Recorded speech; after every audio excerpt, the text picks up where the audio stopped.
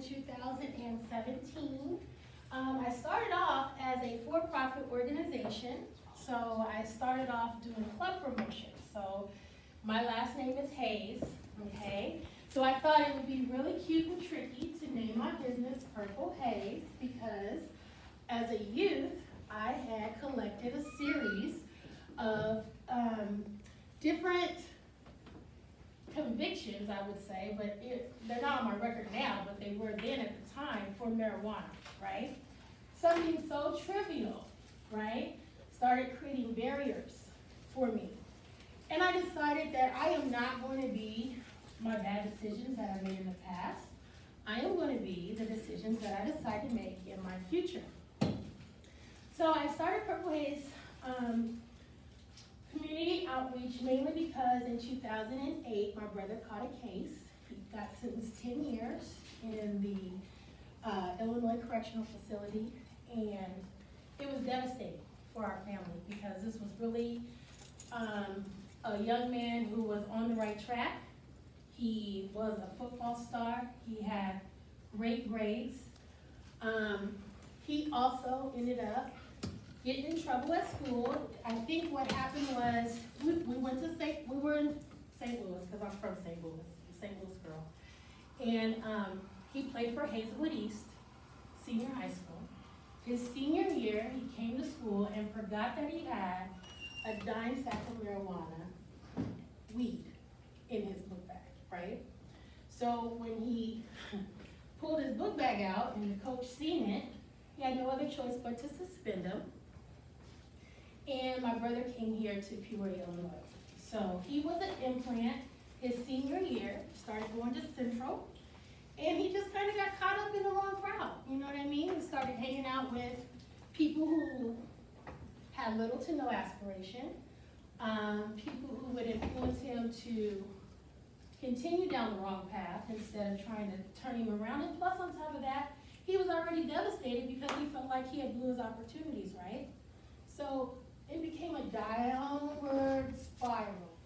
And it was devastating watching it because I'm 36 this year, so there's 2 years between us. And I just started noticing a shift in his character, right? And so I actually pulled my brother to the side. I was like, hey, you need to slow down. You're moving a little fast. You know what I'm saying? Like, you're not really blending in around here. Here you come in, flashy, you're dressed like you're from a city. You stick out like a sore thumb. You're driving a brand new car, bought and paid for with cash. Like, the flags were just flying all over the place. So he became a target for the police, which I'm not saying that they had no reason to make him a target, but he became a target. And so with that that had happened to him, he got sentenced to his first case. His very first time he got in trouble. How did he get in trouble? Do you guys know? Just give me some guess what you thought. Well, yeah, it was drugs, but how did they find him? He was someone told him out? No. Selling drugs? Selling drugs? Huh? His appearance was part of it. What happened was, Michael got pulled over. Oh, I'm sorry. What you think, baby? Because I don't really He know got right sloppy. now. A little comfortable. What happened was, I got pulled over at a routine traffic stop. Okay? Oh.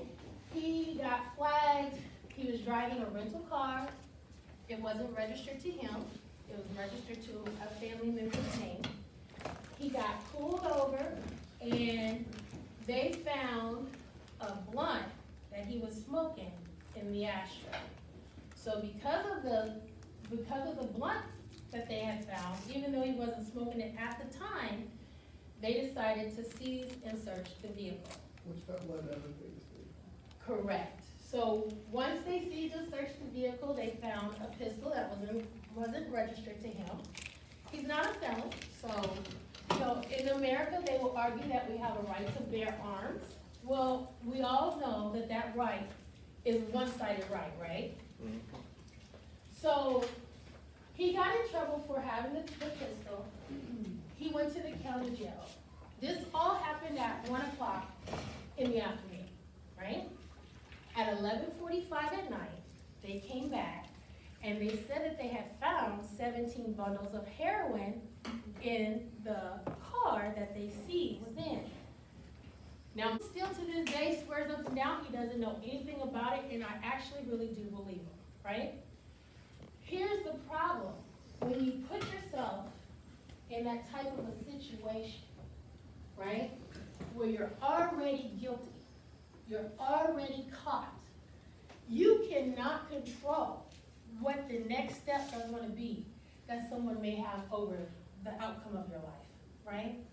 So I'm really glad to see all you guys in here, because this at least lets me know at a very young age you're very already in tune with where you want to go in life, right? Because many of us are not familiar with ourselves enough to know that we want to be in the construction trades at 17 and 18 years old. Who in here is over the age of 18? That's what I thought. I'm 18. So you guys are doing great, honestly. You guys are doing wonderful with the direction that you've chosen so far and the path that you're on in your life. After I started Purple Haze Community Outreach, I started noticing and witnessing lots of things that were going on inside the Peoria County area, right? And as an implant, as they call me, I was not very well recepted by the community leadership at all whatsoever in Peoria. I had a lot of things that I was organizing, and I had a lot of celebrity guests that I was bringing in, and I was doing teen summits, and I mean, I was invested in Peoria. But because the people who are in control here weren't familiar with my background, aren't familiar with my parents, they don't know how I grew up, they don't know much about me, I was basically shunned. Like, don't work with her, you don't know her, her brother caught a case. Like, it was so vindictive how they tried to do me. But I kept going, right? I kept going. And so after I started noticing that we had a lot of police brutality in the city, a lot of social injustice in the city, and a lot of racial inequity in the city, I decided to start the Black Justice Project. Who in here is familiar with the Black Justice Project? Have you heard of our project? Have you seen our movement? I heard about it. Okay. So the Black Justice Project is basically a small organization based here out of Peoria, Illinois. And what we do is we raise awareness about the inequity and racial injustices that we face as African Americans in America, right? Now, specifically focused in on 3 area codes. Does anybody know what those 3 area codes are? Because they're local here in Peoria. No?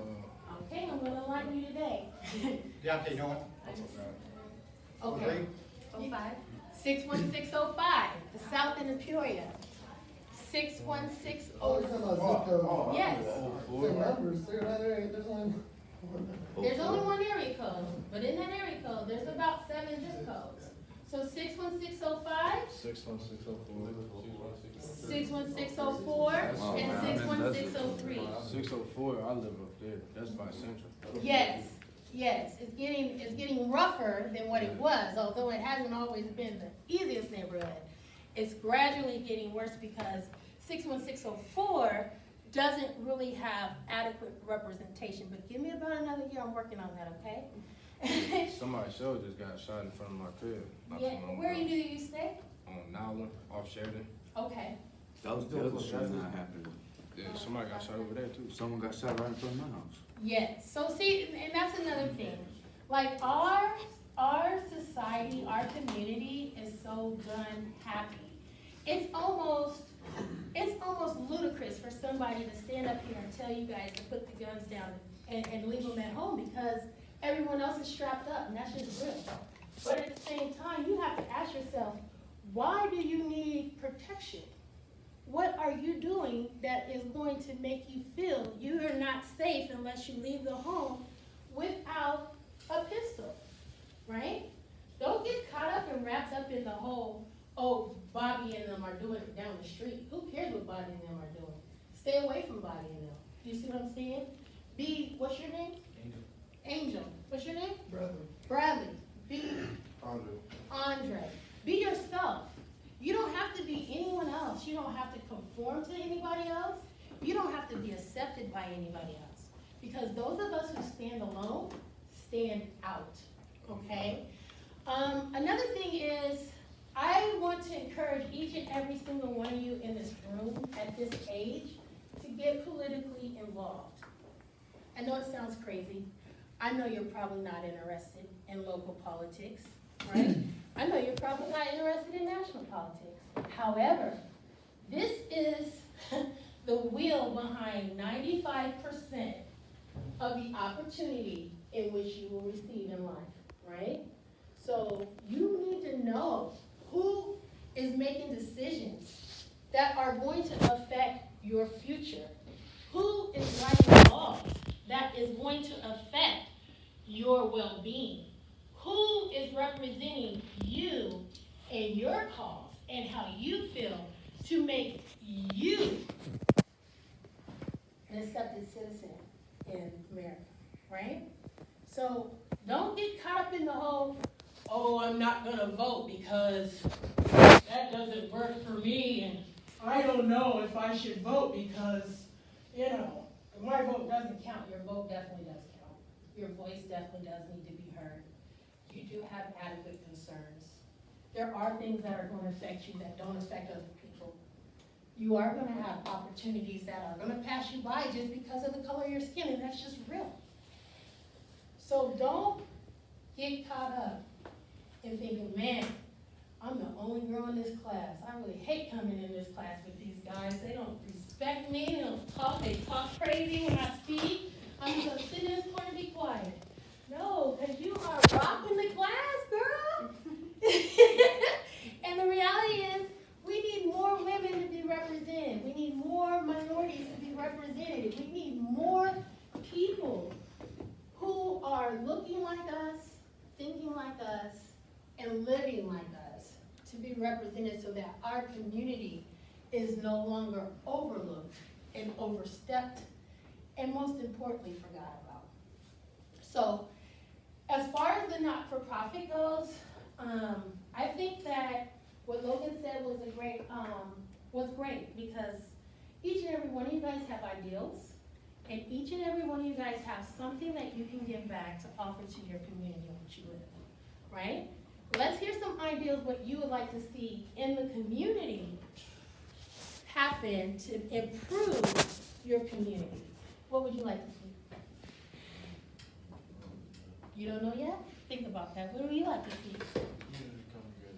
Okay, community unity. That's very important because the last part of community is unity, right? 5 letters. What you got? Change. Change? What would you like to see change? I just want to see like we get together and realize that it can't be us against each other. You know, we against everybody else. Yes. So you would like to see a change in people The black community.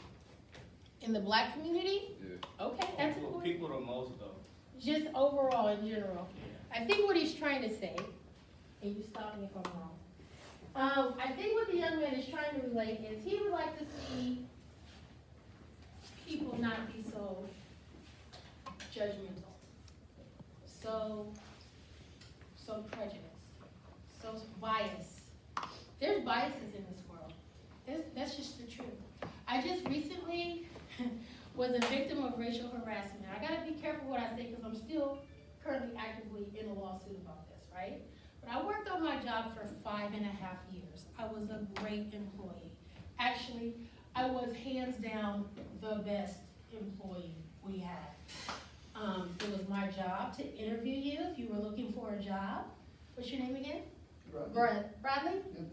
Bradley would come into my office and I'd sit him down and I know everything about Bradley. I know where he went to school. I would know where he aspired to be in life. I would know his last 7 employers, what he did on those jobs.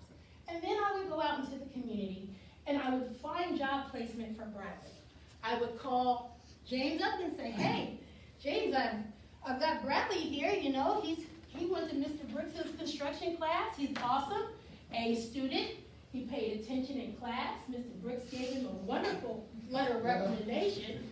And I honestly believe he's the candidate that you're looking for. You see what I'm saying? I really did. I did that. I went out and I found people placement. I also was a community activist at the same time. So while I was finding people placement, I was also protesting at the police department. I was also putting together organizing marches. I was also finding myself out in the community, door knocking, and speaking to regular constituents about what their concerns were in the community and how I can relay that message to the representatives that represent their area. I had a boss who, I don't know if she was jealous of what I was doing or kind of fearful of what I was doing, because I got to a place where I was becoming a little bit more powerful than what even I can sometimes even now today accept, right? But she began to send me some of the most vile videos. I mean, I would come to work and there would be stuff in my inbox about our current president and his nationality, and there would be stuff in there about the Muslim community that just should not be coming to my inbox. And for a long time, I overlooked a lot of things. Like, I literally have about 3 years worth of stuff that I overlooked. Now, here's what happened. I had to take a couple of days off because I had a surgery. But prior to me taking those days off, I had an associate give me a call. He was on site at a client location and was having an issue with his on-site supervisor. Somewhere, and this is where I'm gonna get real with y'all, so y'all let me know if I get too real, okay? Somewhere along the lines, his supervisor thought it would be funny to invite this strappy young black man to a Ku Klux Klan's meeting, right? So, I don't know if you guys are familiar with the Klan. I'm pretty sure you are at this age, but that is not an invitation that any black man wants to get, right? How would you feel if somebody invited you to a Klansman's meeting? How would you feel?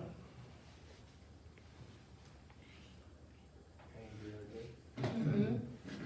How do you feel, D? What you think you would do? I don't even know. Okay. Like, honestly. What do you think you would do?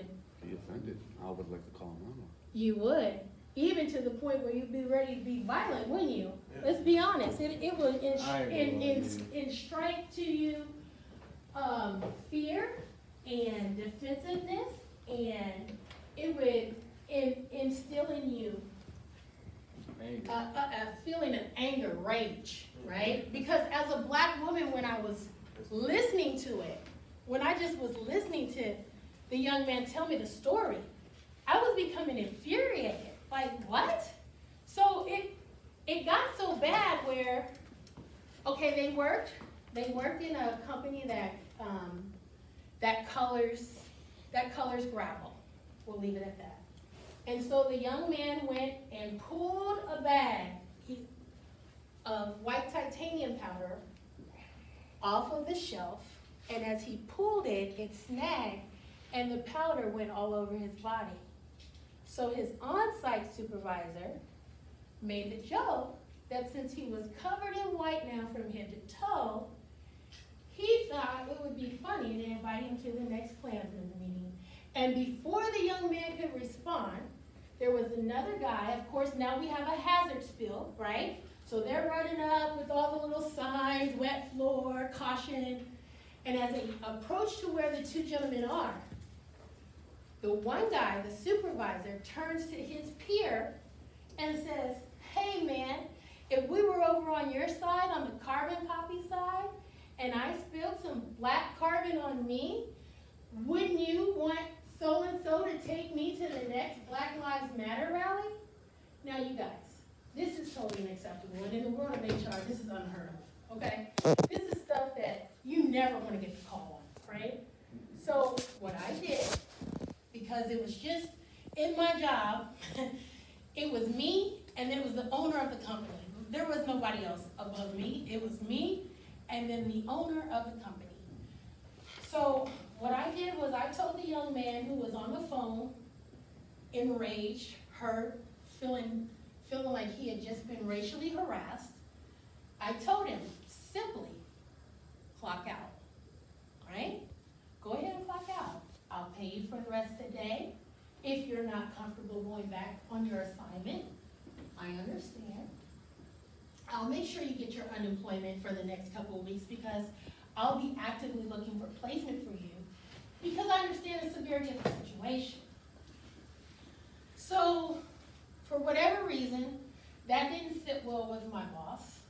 She was very upset because I had told the young man that I was gonna get him the unemployment. And so, I was scheduled off, this is crazy. I was scheduled off on Monday and Tuesday. This all happened on a Thursday, okay? On Monday and Tuesday, I was off because I had a surgery on my mouth on Friday.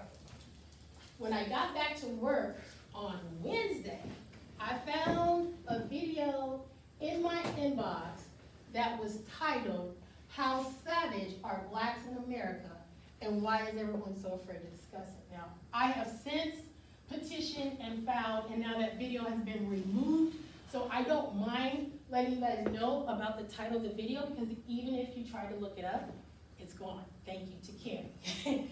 But at the same time, I'm telling you guys this because the way this was handled was so disgusting to me, right? I knew at that very moment, everything that I had been working for had come to a complete halt. I knew that I was not gonna stay at that job. I knew that I couldn't stay at that job because it felt personal, right? This felt like an attack on me as a black woman. Why would you send me this video? And then I started not to play it, just to be honest with you guys, because I love my job that much. I started not to play it, but I couldn't help myself because curiosity really killed the cat. So when I pressed play on the video, 21 times this man used racial epithets. He referred to black people as thugs, savages, niggly bears, a term I've never heard in my life. What? It was so vile and disgusting. As I listened to the video the first time, I just heard his opening words like, Obama should ban guns, he should ban black people, right? Which he didn't use that term, but just know, that's what it was going. And so I was just like, wow. So I just listened to this video for 12 minutes and all I heard was that first opening line. So I thought to myself, let me play this again. So this time when I played it the second time, because I knew it was wrong, I played it in my office, but I put it on a speakerphone. And as I was listening to it, I just gradually kept turning it up louder and louder and louder to the point where it wasn't not just anymore in my office, it was on the speaker of the whole office, and it was on like the projection for everybody in the office to hear. So when we started our morning meeting that morning, I'm like, did you guys get that video that I played? They're like, no, we were wondering what that was. Now it's me and two other people in here, right? Very small office. So I'm like, nobody else got the video? Nobody else got the video. Okay. So that day, Wednesdays I do payroll, right? So all day long Wednesday, I just decided I was just gonna focus on payroll because I knew if this woman came into my office and tried to initiate a conversation with me regarding this video, I was already gonna lose my job, hands down. I had like nothing else to say to her. And on top of that, it was so personal at this point, right? So I came in, I got to doing payroll, and about every 20 minutes or so, I'm hearing this on my office door. I'm like, man, what now? This woman is just constantly coming in here. She's, Keri, it's Wednesday. Do you have payroll done? I'm like, girl, I'm gonna have it done. You know, I've never missed payroll. I'm gonna have it done. You ain't gotta ride me. She comes back in again. I'm gonna order Olive Garden today. Do you want anything from the Olive Garden?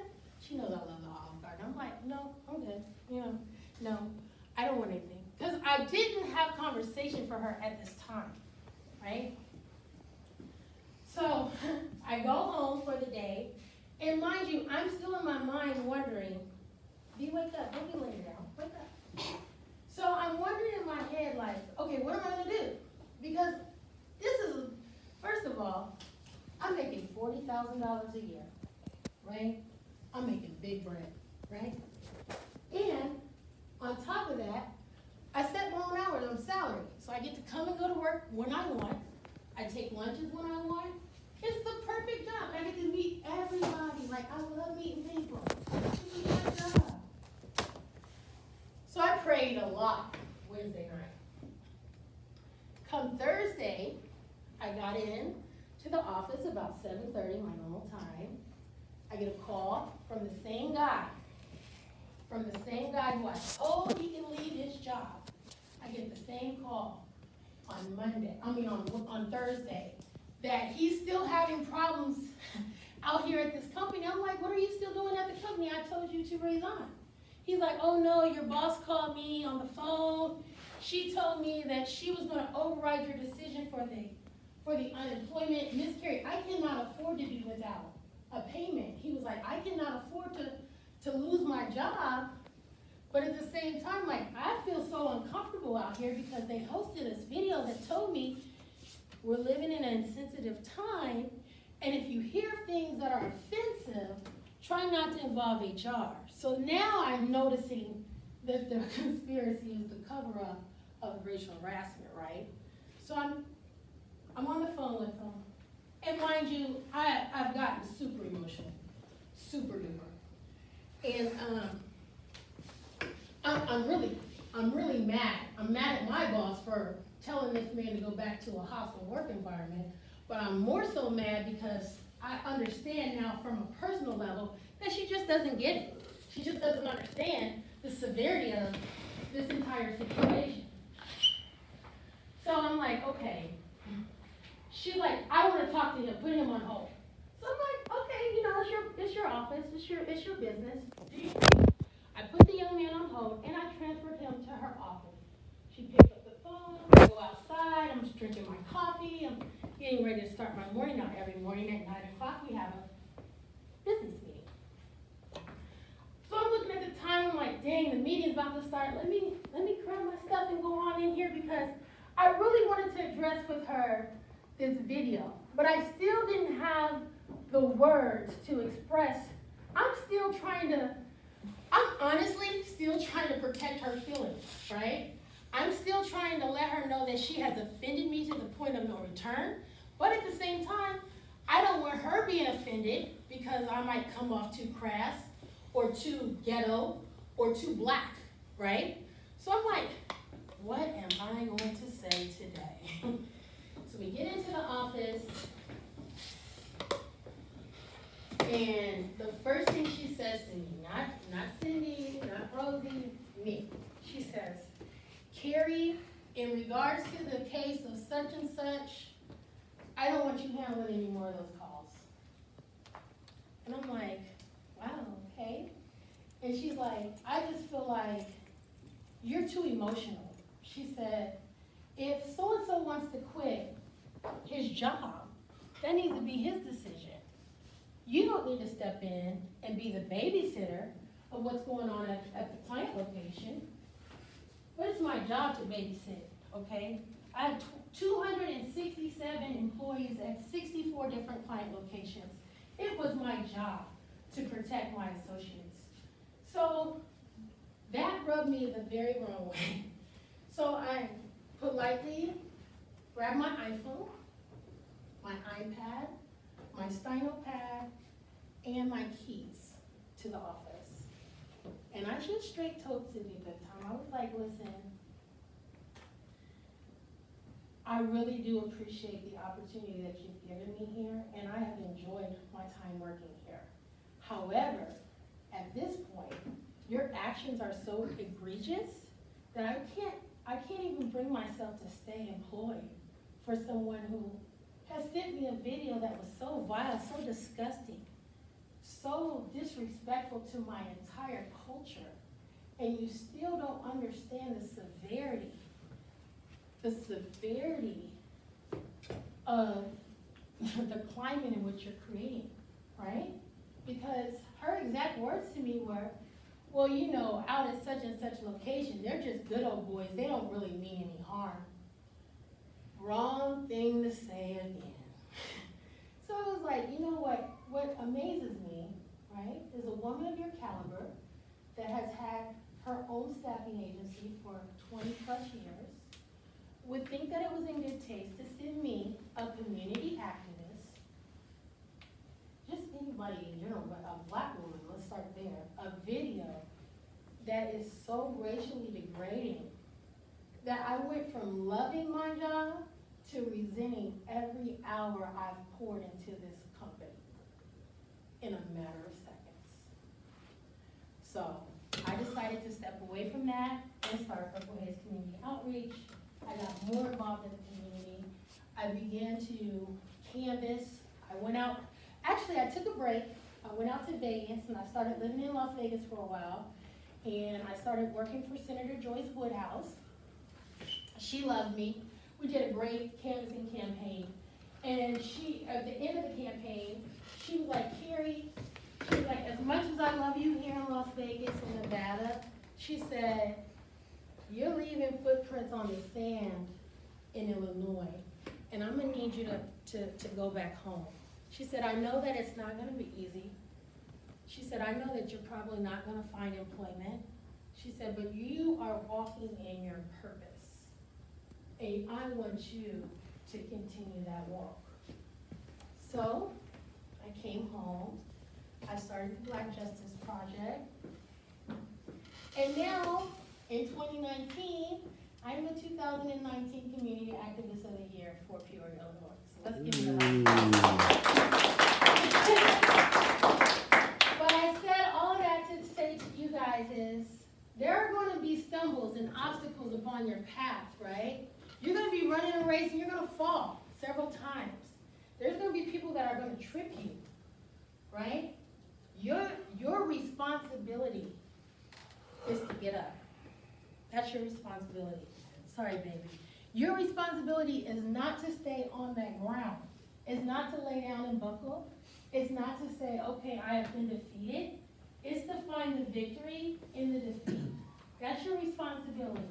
And no matter how hard, no matter how tough, no matter how exhausting it gets, you have to stay in the race. Thank you for your time.